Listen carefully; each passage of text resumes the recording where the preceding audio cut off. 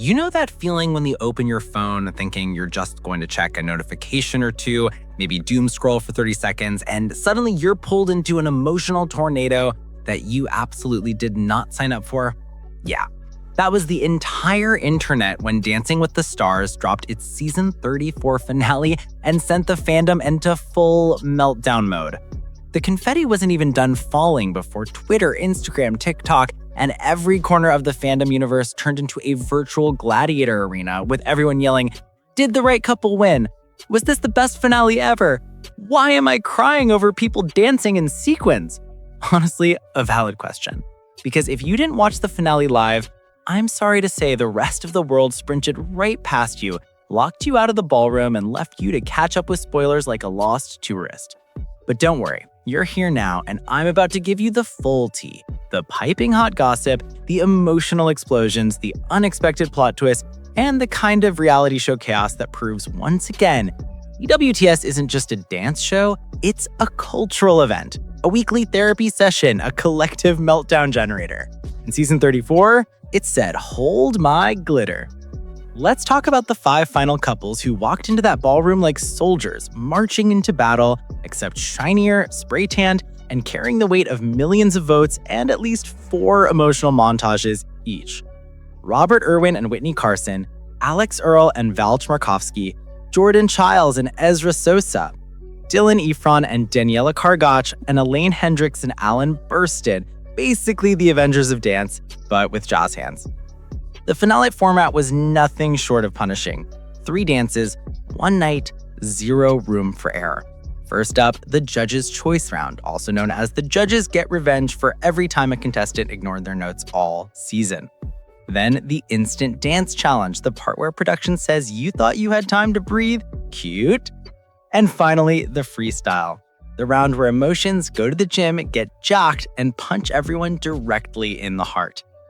Starting with Alix Earle and Val, let me be extremely clear, nobody expected an influencer who started the season going viral for accidentally calling a Roomba a rumbar or wherever to walk into the finale like an absolute flamethrower. Her samba? A perfect score.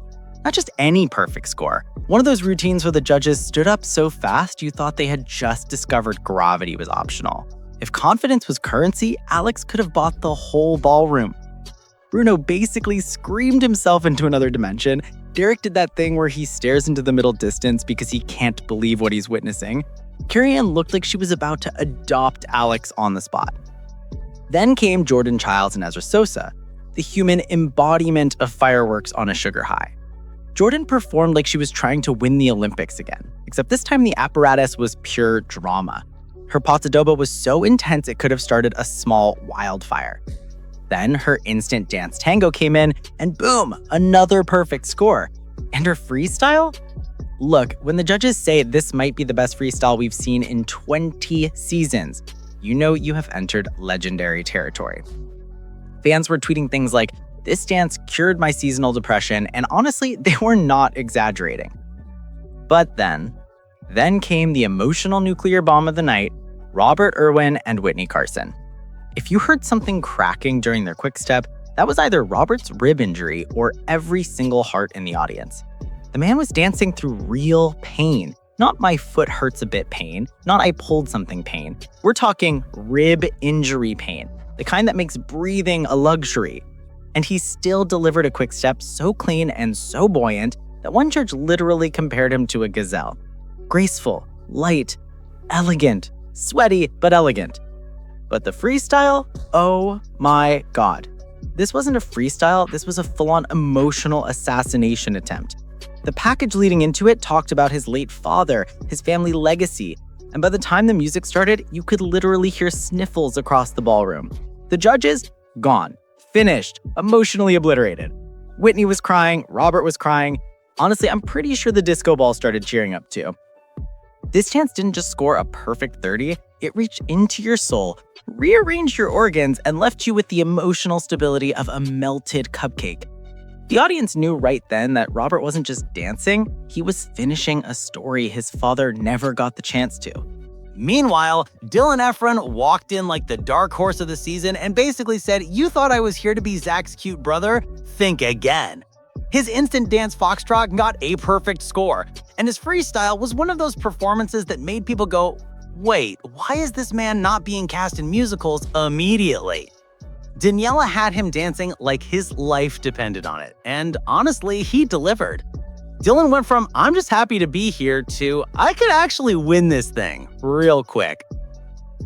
Elaine Hendrix deserves her own category. She walked in with the confidence of an ex-villain from a classic movie who suddenly discovered she could dance. Her rumba, a perfect score. Sensual, elegant, deliciously dramatic.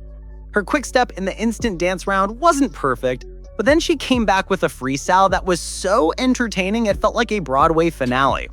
Alan and Elaine simply refused to go out quietly, and the crowd loved it. By the time all 5 couples finished their final dances, the scoreboard looked less like a competition and more like a borderline math error. Perfect scores everywhere, near perfect scores sprinkled in, and judges screaming, "This is the best finale ever," like their rent depended on it. And honestly, they weren't wrong. The level of dance this year was so ridiculously high it felt illegal. Even the previously eliminated contestants came back and accidentally served better choreography than half the contestants from season 12. It was a whole event. Then came the vote aggregation, the part where America collectively argues with itself. This season had record-breaking votes, like crash the system levels of voting, double last season's total. Fans were on their phones like they were trying to defuse a bomb. In the final moments, the tension inside the ballroom was so high that even the glitter looked nervous.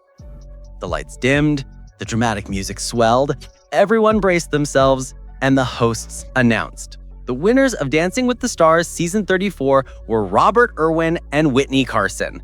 The ballroom erupted, like fans crying, judges cheering, Witney emotionally collapsing into Robert's arms, confetti falling like the sky was having a glitter tantrum. It was pure chaos in the best way possible. Robert gave the sweetest winner's speech ever. Soft-spoken, emotional, heartfelt. Basically the opposite of every reality TV winner who screams like they just won a yacht. He said his sister told him he wouldn't believe how much the show would change his life, and he was right. It changed him. It honored his family. It gave him a moment he will literally never forget. Witney, she was glowing like someone had replaced her bloodstream with champagne. She said she already felt like she had won because of the friendship she built with Robert. I mean, come on. Come on! You can't write a better partnership arc. But here's the part people are still debating. Did the right couple win? Some fans say absolutely yes. He danced through pain, he connected emotionally, he grew more than anyone else. Others argue Alix or Jordan should have taken it because their technique was sharper. Then another faction swooped in and said Dylan was robbed. And then Elaine's fans entered the chat like, excuse me, our icon couldn't have done more. The internet basically turned into a forum moderated by chaos. But here's the truth. This was one of the closest finales DWTS has ever seen. One of the tightest vote margins. Several couples with nearly identical scores. Story versus technique. Emotion versus precision. Growth versus consistency. And in the end, the audience made the final call. America responded to Robert's heart. And honestly, that's the magic of the Mirrorball. It's never just about perfect technique. It's about who moves the audience, who makes America feel something, who leaves a mark. And in season 34, that was Robert Irwin. This finale will absolutely go down in DWTS history, not just because of the dances, but because of the narrative, the emotion, the record-breaking votes, the insane level of talent, and the sheer unhinged energy it sent across the internet. If reality TV was a sport, this finale would be the Olympics. So whether you're celebrating the win, crying over the freestyles, arguing online about the scores, or still trying to recover from the emotional whiplash of the night, one thing is certain.